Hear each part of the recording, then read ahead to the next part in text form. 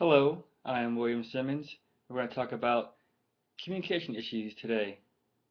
Now, I'm an F-18D Wizzo, which is, of course, as we all know, an NFO for the USMC.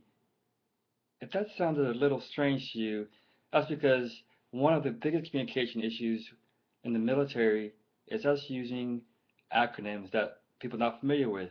There are even acronyms within the military that other military personnel are not familiar with. So one thing we have to consider is our audience.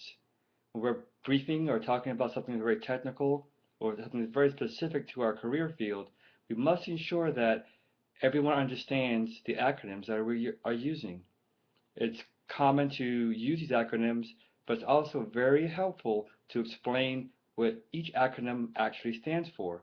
A WISO, a Weapons System Officer, F-18, Fighter Attack, also, we have NFO, which is a Naval Flight Officer. If we spell out these terms when we use them later on in our brief, it'll be easier for the audience to understand.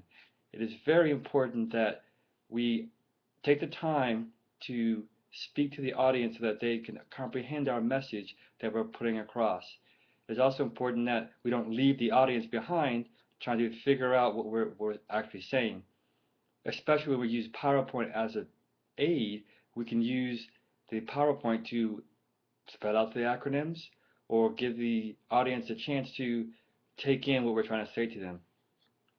Now, I've used this several times in talking with other personnel in the military in different career fields besides aviation.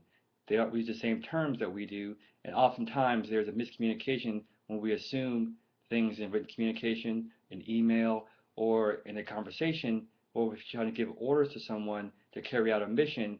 Make sure we use terms that they can understand or that are general to the entire audience that you're talking about. Now, in my career field, there's also what we call commander's intent. And that's simply a communication issue where the commander gives a very simple explanation of his desired end state of a mission. It can be used in civilian application also, where a manager, a supervisor gives a intent to his subordinates. That way they can carry out whatever mission they are assigned. What's important about commander's intent in that a communication issue where it is easy for the commander to understand all of the intricate details that may be part of his objective. But if you give your subordinates or those you manage the opportunity to come up with their own solutions to reach your end state, then you'd be surprised at times at their creativity or the fact that there may be different ways to achieve the same goal that you have in mind, but through a different means and different methods.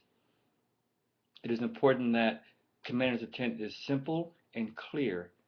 I want this objective taken with no less than 24 hours time frame or with no more than so many resources used.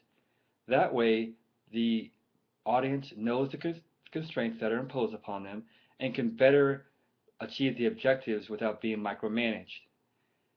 That is one of the two communication issues we're talking about today. So we talked about the use of diction and acronyms, and we talked about commander's intent.